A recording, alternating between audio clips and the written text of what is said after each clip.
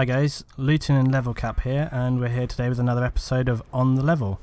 Now we're going to start off today with a bit of a fun topic, and we're talking about the possibility of the Dinosaur expansion. Could this be the last DLC pack that will be coming in? Who knows? But there's been a lot of talk about this for years, and there's so much need and want for this in the community. We thought it'd be a bit of fun to just have a little talk about this. So Level, if this came in, what would you like to see in it, and how do you think they would go about it? Well, I mean, obviously I'd like to see dinosaurs, right? I think it's a fun idea. You know, it's funny that it started off as a joke and people making screenshots of the T-Rex sort of like attacking tanks and stuff, you know, and then finally Dice asking if this is seriously something we want. And I'm betting you that they probably looked at the Call of Duty zombie mode and were like, well, that became hugely popular. You know, what if we had our dino mode or something like that? And yeah, if I saw it, I guess I'd like to see all the dinosaurs, but I think it would probably have to be a player versus NPC type mode. It wouldn't be one team playing as dinosaurs. That would be just impossibly hard to balance and pretty ridiculous, and probably take them like 3 years to develop. So it'd probably have to be some sort of like Left 4 Dead style campaign mode or something that you could team up with some other soldiers and go explore the abandoned island of Jurassic Park or something like that. I think it would be great fun to just have in. I don't think they necessarily need to do it as like a single player. I don't think it could be that hard to like tie into multiplayer and just do it as like a separate DLC like Close Quarters. I think it'd be awesome fun. I mean, they could be working on it now and they don't even have to build some models and like integrate them into existing maps and stuff. There's no reason why they have to necessarily use new maps, although they could do. I mean, I would have thought they got long enough. Well, give me an example. How would you integrate it to multiplayer? Okay. Would you have people have pterodactyl mounts or something? You'd have to have a separate game mode, like you would do with anything, and it would only appear in that game mode. So like you choose like Conquest Assault on your server browser or anything like that, you'd have Dino game mode, you select that, and then those games will only appear in. Obviously it's the same as whenever you have any new stuff, only the people who have it are going to be able to play on it, so it makes kind of some difficulty when you're going from one match to the next. But I think it would have to be like Close Quarters, where you have like one game mode and basically you kind of go into that and you're just playing on it. But the models that they could make for it would be easily workable. I think it could be really fun. I think they should definitely do it. Like, how would it actually be integrated to multiplayer? Are you thinking people would play as the dinosaurs, or I mean, how would you throw it into a Conquest domination map? You just think of like Turok, okay? On Turok you could just have like those massive ride-on dinos with guns either side that you blow the hell out of and stuff. You could totally have that. You could have like aircraft ones, so you could have like the I don't know how you pronounce it, but like the pterodactyls and petrodactyls or whatever they're called, have those guys. You can like drop bombs from them, you could like shoot off of them and stuff. We've all seen like the kind of mocked up screenshot art and like those the old like dinosaur art from the 80s where you'd have like those robot dinosaurs and things. What was it called? I don't know, I'll have to look that up. But the thing I'm talking about, the thing I'm talking about with like the dinosaurs with like ray guns strapped on the side of them and stuff. Everybody's seen that. Also, I was thinking about this. I was thinking like in Half-Life with the Snarks, and you have like a little pack of them and you'd like drop them. Were they called Snarks? Was that right? I don't know. Are you talking about those little guys that like pulse? The little like sort of insect things, and you like drop them down on multiplayer and they just run after whoever's nearby and kill them. You could totally have that. You could just have like a little pack of dinosaurs, and you just the really small ones that are vicious, and so if there's someone in a load of buildings, you just chuck them down and off they go, rah, rah, rah, and they like get in and sort of murder them. So there's so many possibilities that you could do with this. And imagine having like a big triceratops or whatever with the big shield head, and you're kind of sitting on the back with a little platform and you're just big mounted guns on it, like a kind of tank or something. So what would the storyline be then? I mean, how would we get to be using dinosaurs in combat? I assume we'd still be soldiers, right? It'd still be US versus Russia. Yeah, of course. There's so many things that you could totally tie this into. So many poor movie threads that you could like pull in, like who knows, maybe some black government agency has been screwing around with time machines and it all got a bit out of control, or maybe there's some kind of mad genetic lab somewhere, and again it all got a bit, it always tends to happen in these films, don't they? It all seems like a good idea on paper and then it all gets out of hand. That would be much what it is. What if the military from the beginning was trying to clone dinosaurs for combat purposes. See, Yeah, exactly. I like that story. It's like, Yeah, you why can go use a anywhere tank with it. when you've got a Triceratops, right? Exactly. And then you can put armor plating on it, maybe even explosive armor, you know, to like deflect some of the incoming shells. Awesome. There's so many ways that you could do with it, and when you think about the graphics and how it would work with taking these things down and stuff, again, it would be so fun to do. I mean, thinking back to Turok, great games, Turok 1 and 2 on 64, and you remember with those dinosaurs that would be coming at you, and when you just fire a shotgun and it would like blow them clean in half or whatever, or take them in a sort of take a third of their shoulder off and things like that, just spread them all over the place. It was a horrifically brutal game, but I think they could easily integrate that into it. Although thinking about it, all the deaths and stuff in Battlefield are actually not that gruesome, really. It tends to be people just go down. Yeah, they tone it down so that when you stab somebody in the neck, there's no blood, so kids can play it and they can be like, oh, it's a nice neck stabbing. Yeah, it's not Killzone with the fingers through the eyes, so that's one thing for sure. It would be kind of cool if Battlefield had a gore option, but I totally understand why they don't have it on there. But yeah, with the dinosaur thing, I doubt they would do some sort of multiplayer integration with like being able to use dinosaurs. I think that'd be like an entire game development in itself. It would probably end up being some sort of like survival mode where it'd be like they'd come in waves, sort of like zombies, and you'd have to sort of hold out, and then like the T-Rex would be the boss or something, and pterodactyls would come in from above. I would hate that. I mean, if they're going to build all that anyway, they may as well just do it. I think they should, like with so many things, they should just do it all the way or not at all. That's what I think. That's what I think with most things. I hate seeing like half-done stuff where they've just kind of gone, oh, we're going to do this idea, but we don't really have the time, so let's just kind of make some bastardized version. No, just do it properly or don't do it. That's what I think about things. Maybe it should just be a standalone title, like Battlefield Dino or Battlefield Dinosaurs, like I would say like that. Would get it. It would be hilarious fun. I think so many games should have more fun. Thinking back, like I've talked about before in some of my videos and things, so many of the old games used to have hilarious fun things that you could do with them. And it seems to be, I mean, there are obviously games now which are kind of fun, like you got Saints Row, stuff like that.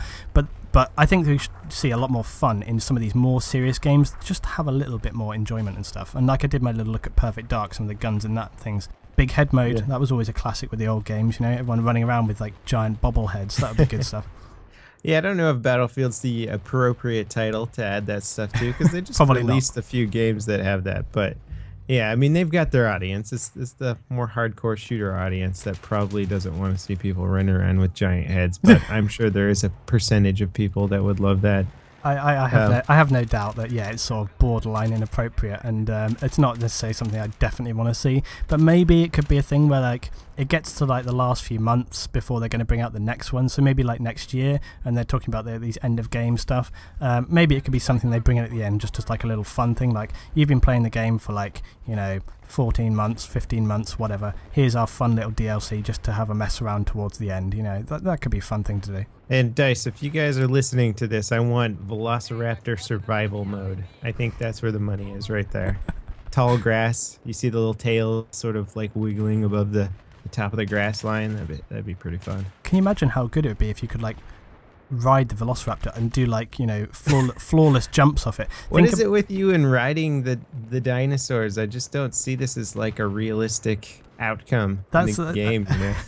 Well, because Battlefield's all vehicle orientated, and it seems to just make natural sense to me that if they're going to bring dinos in, they're like a tool that you use. And that's, what if there's like a level where you're in the helicopter and you're like shooting down pterodactyls and stuff? Then that'd you be get pretty the cool. vehicles and you get dinos. Or in the chopper, like mowing down herds of like. Yeah, it would be fun. That might actually get kind of depressing. I don't know. But I was thinking of like with the raptors, if you're riding them, how you could do awesome melee attacks that would just like tear your people in half and stuff. And you think about like the sea base on Caspian border. If you think that, you just have your raptor up on the hill there, and there's some guys running around in the river below. You can just jump off and like land on top of them, and just like savage them to pieces. Oh, it'd be awesome fun. Okay, so now let's go on with our next topic, and what we're talking about here is the game modes. What do you prefer in the game? Thinking about stuff, a lot of the new things that have come in recently, like we've got Conquest, Domination, and so on and so on. But looking back at all of the game modes, which ones do you prefer and why? And what are the best aspects? What things could be improved? So, I mean, Level, if you had to tie down one game mode, and I know this is a hard question, but if you had to tie down one game mode, which would be the one that you mainly prefer? I mean, it's hard because I love like all the game modes. I don't play any one just all the time, but I would probably have to go back to my origins because I think when DICE spends the proper amount of time and really cultivates Conquest properly, I think it can be one of the best game modes. A lot of people don't play it as much anymore because it seems to be reserved for like these giant 64-player vehicle-intensive maps. But playing something like normal-sized Conquest on Sen Crossing or Noshar Canals, those game modes can be extremely fun in 32-player servers. They offer just a lot more movability for like a squad to move around the map, and you don't get closed in so much as you do in Rush. I find in Rush game modes, a good squad can be stopped regardless because you often get funneled into such tight areas that you end up being up against 16 players all at once when you're just a squad of 4. So I find it a little less balanced.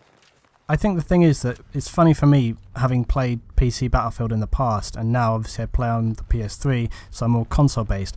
And so for me, if I was looking at game modes, my choice is always going to have to be Rush, and it is because of the whole dynamic of Conquest. You've only got 24 people, and you end up just lapping each other constantly, just driving around. Like and then when you have people in the air as well, if you have like 3 people in the air, let's say you have 2 jets and a heli, that's 4 people out of your team. So that means you're only going to be left with like 8 people on the ground basically, which really, really screws you. I mean, 8 people on a large Conquest map. How on earth is that going to happen? Yeah, that sounds very unfortunate. I imagine if I was playing on console, I would probably really just prefer Rush, where you could actually see some of the enemy and actually go up against them. Absolutely. I'm hoping that the next generation of consoles and the next Battlefield games really do try and even out the playing field a bit more and let the console players get some of those 64-player maps. Not even 64, just 32. You just need enough people that you can actually have a bit of resistance against each other. If you imagine it kind of like, pushing and pulling against each other like a bit of a tug of war. That's what a game of Conquest should be like. You should be actually fighting for the bases. What tends to happen in Conquest on console is that basically if you hop in a Jeep, you can just drive around the map capping the bases. Or the other thing that I've seen people do is they'll obviously post multiple recon points around the map in a squad, so you have like 3 recons on a team. They'll all post recon beacons, and as soon as a base starts to get capped, if they're down, they'll just respawn there, then their team will respawn, they can just instantly recap, and they actually do that. CARG tends to be a particularly bad one for that on console. They will just use recon points, so they'll be capping faster and you can actually drive there because you don't have the manpower to actually get over and take control of these things, and that tends to be why I just don't really play it on the console. It's horribly flawed. It sounds a little bit like it might be just not playable on console. And that's just unfortunate. So we agree that Conquest on console is probably not very well balanced at this point, but what kind of changes would you want to see to something like Rush? You were talking to me earlier about something like Destructible MCOMs. Yeah, we should just bring this in here. Rush, for me, on console, is generally the one that I play for the reasons we've talked about. It's much more focused, you actually can have some engagement with the enemy, and it offers, better gameplay overall. But the interesting thing was that with Battlefield 3, compared to the last Bad Company 2, they took out the whole Destructible MCOMs feature. Now, a lot of people didn't like this. They took out the fact that if an MCOM was placed within a building, that building was destroyed, it would crush the MCOM and take it out in one go.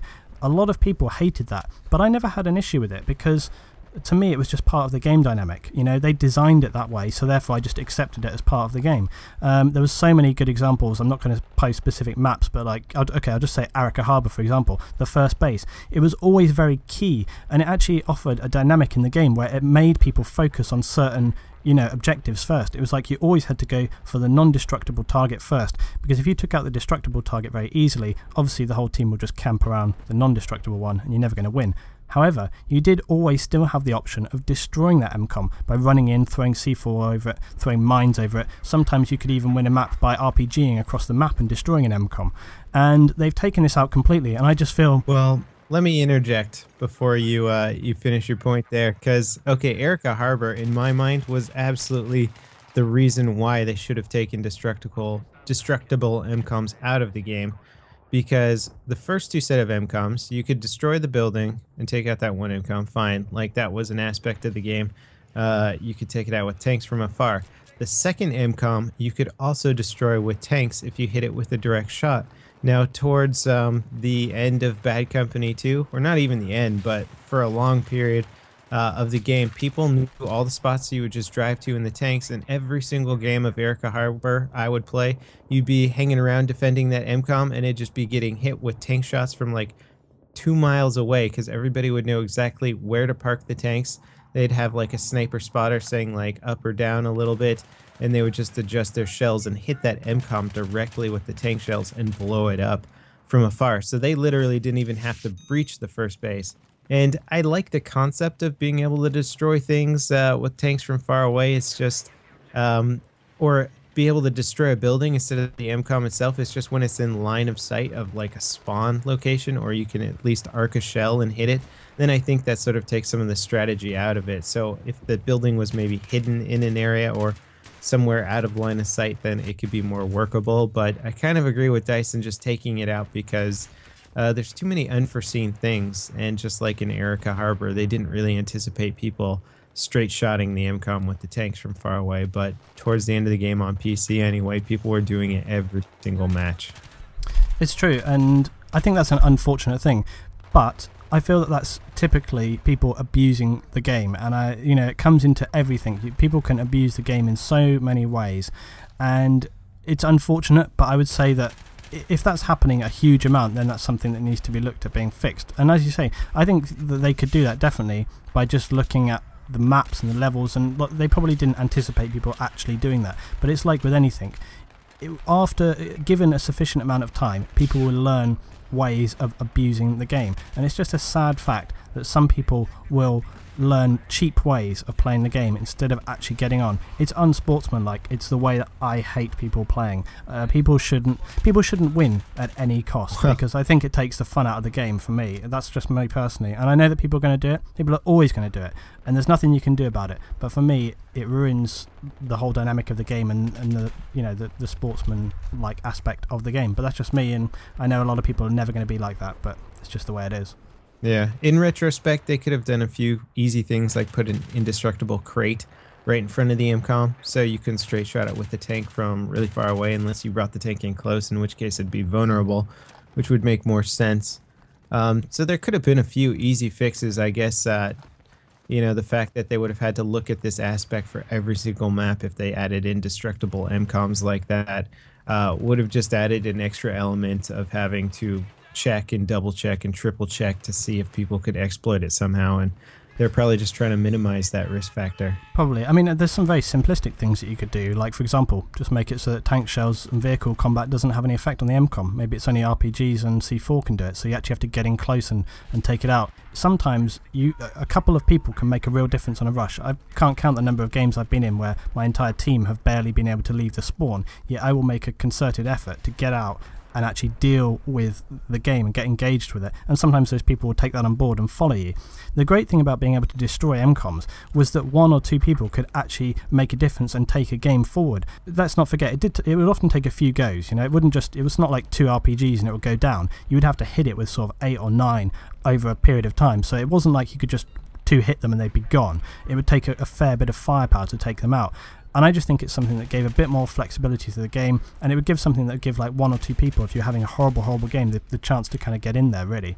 I think, again, though, even your concept there could be very easily exploited. Like, imagine an LAV driving up real fast, 2 guys with C4 jumping out, C4ing the MCOM extremely fast, and then destroying it. It does give a lot of power to 2 people, and just a team that slips up for half a second, like the MCOM is gone. I kind of like the idea of, in Rush, they really are sort of an overpowering force, or at least a full squad necessary to come in, arm the MCOM, and then actually be able to defend it. You don't want suicide missions, because that's never been what Battlefield's about. It's been more about like actually moving in and taking areas and controlling the area, and I like that concept more, rather than the run in and blow everything to hell, and if you die, then it doesn't matter. It's absolutely true, and I do agree. I just think it tends to be that often I'm thinking more in terms of kind of, again, back to what we were saying with the last video, where I'm thinking more of your average public game rather than your kind of elite team of players who move in and so on and so on. So I'm thinking more about people's kind of average gameplay. And most of the games that I've played in the last several years tend to be games like that, where there's not a lot of support from the rest of your team. And yeah, okay, sure, if you have a dedicated squad that can move in and deal with a base like that, then you're going to be able to sort of handle it. But that's not always the case, and I just think it gives you an extra option. I mean, you know, like you say, if two people can just run in and C4 it and take it out, that's stupid. So they would have to tweak that a little bit. But I just think there should be some other option. I mean, also mortars, for example. Mortars would be horrible if, you know, think about some of the unexposed MCOMs. People just line up a mortar and keep mortaring it. It's going to take it out. Right. So stuff like that, you know, they'd have to look at how to tweak it. But I do think that there should be some other option than purely just arming it. You know, maybe they have to put a fair bit of armor on it to protect it from, like you say, people running in and just clearing it in one go. But it did offer a different style of dynamic, and I didn't find through the whole of Bad Company 2 many games where people would run in and just take it out in one go, like you say, with a squad. I didn't find that happened particularly often, and I think there's room for manoeuvre there. You know, I think there's room for some other options. It's probably too late in the day now for them to do anything about it, but I do think it's something interesting, and I personally would be quite happy to see it come back in the next game, whenever that will be. Okay, I think that's probably a good spot to wrap things up.